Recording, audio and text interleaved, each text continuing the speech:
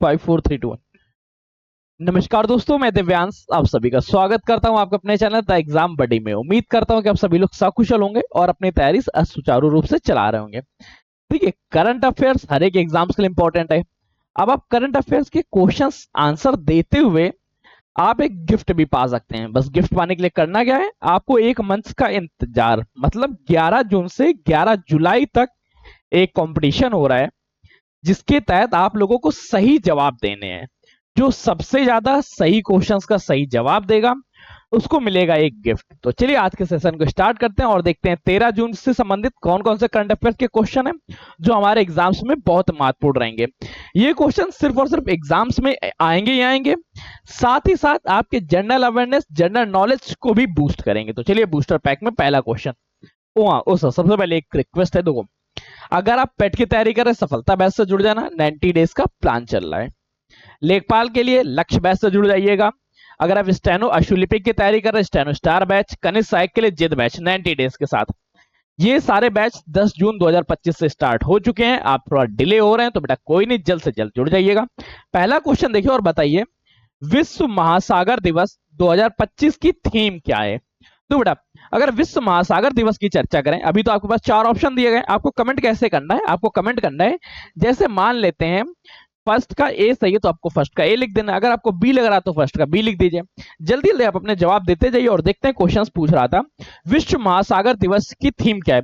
अच्छा, महासागर दिवस का एम क्या रखा गया, पहले उसको समझो। इसका मुख्य उद्देश्य है कि महासागरों की रक्षा करना, उनको प्रदूषण मुक्त बनाना, साथ ही साथ एक सतत विकास में वृद्धि देना। सतत विकास का मतलब क्या हुआ कि कंटिन्यूटी में विकास होना चाहिए। ऐसा नहीं कि विकास के चक्कर में हम लोग चीजों का इतना दोहन कर रहे हैं कि हमारी आगे आने वाली जनरेशन के पास कुछ नहीं बच रहा है।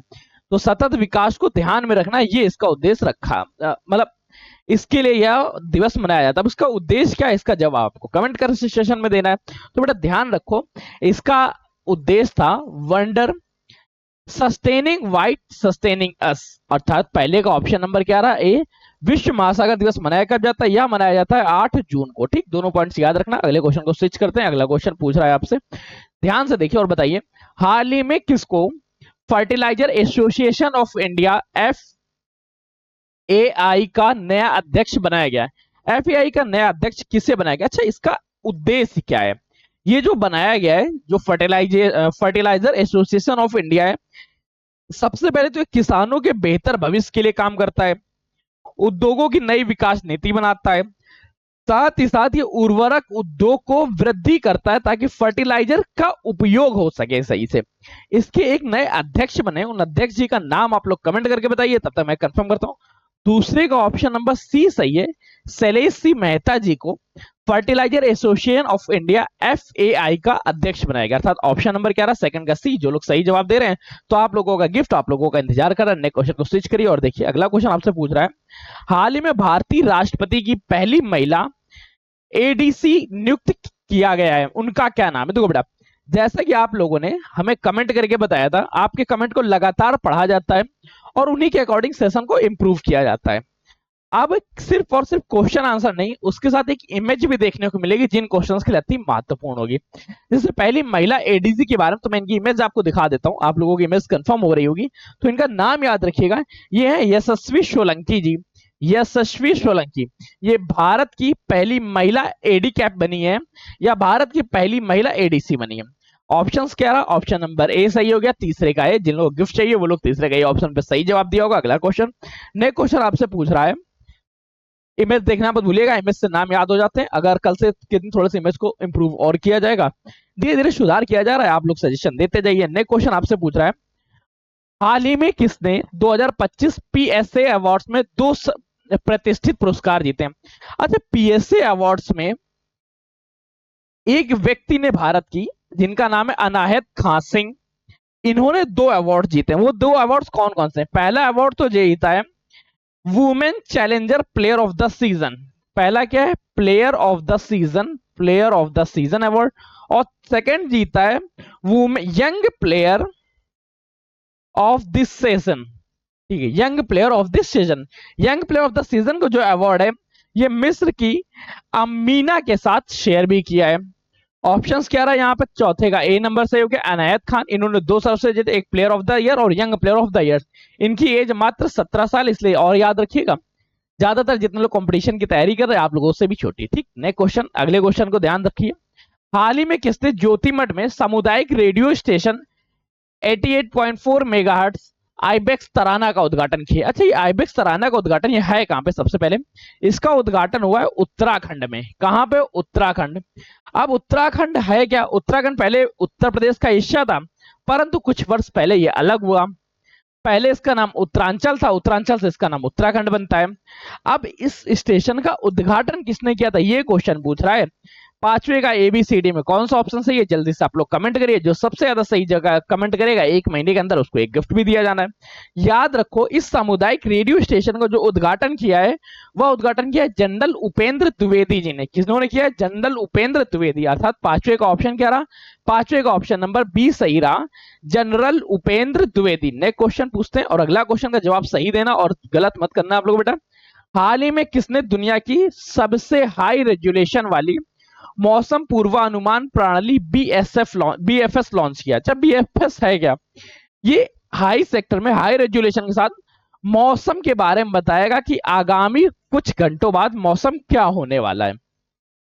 इसमें मदद किसने की? बीएफएस की मदद की आईआईएम पुणे ने। ये भी पॉइंट याद रखिएगा, आपसे क्वेश्चन पूछा जा सकता है। इसमें मदद किसकी मदद की? ट्रिपल आईएम पुणे ने। अब ये पुणे है कहाँ का? जर्मनी का है, जापान का, या इनमें से कोई नहीं, भारत का है। तो ऑप्शन नंबर क्या रहा? ए, छठे का ए नंबर बिल्कुल सही रहा। नेक्स्ट क्वेश्चन और अगला क्वेश्चन ध्यान से दो। हाल ही में कहा स्वीकासी आतिशबाजी के लिए जीआई टैग की मांग की है?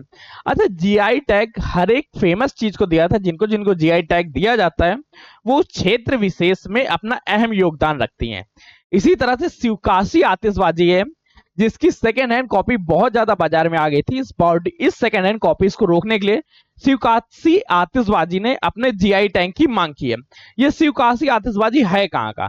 कर्नाटका का है, या तमिलनाडु का है, या आंध्र प्रदेश का, या इनमें से कोई नहीं? आपको जवाब देना, ध्यान रखो।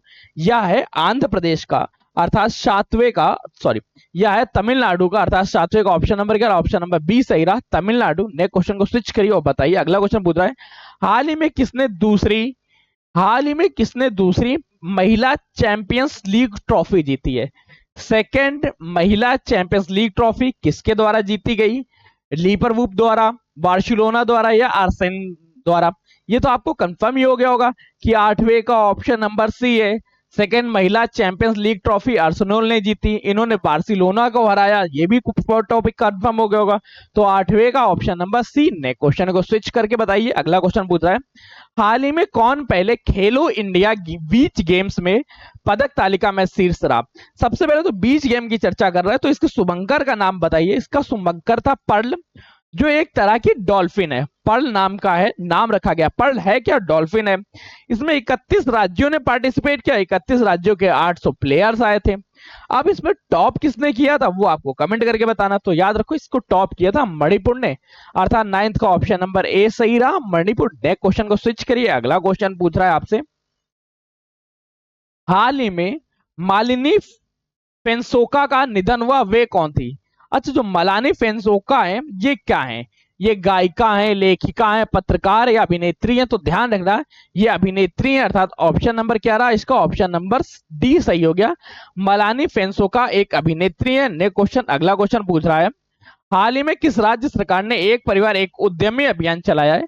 इसका उद्देश्य रखा गया है कि प्रत्येक घर में एक तो उद्यमी बिजनेसमैन होना ही चाहिए, साथ ही साथ उसमें मुख्य तौर पर फोकस किया जा रहा है महिलाओं के लिए कि महिलाओं को उद्यम क्षेत्र में लाया जाए। अब एक राज्य एक उद्यमी, यह योजना किस राज्य सरकार द्वारा लाई गई? कमेंट करके बताना है। क्या ये गुजरात द्वारा लाई गई, या उड़ीसा द्वारा लाई गई, या आंध्र प्रदेश द्वारा? यह योजना लाई गई आंध्र प्रदेश द्वारा, अर्थात ऑप्शन नंबर क्या रहा? ऑप्शन नंबर सी सही रहा।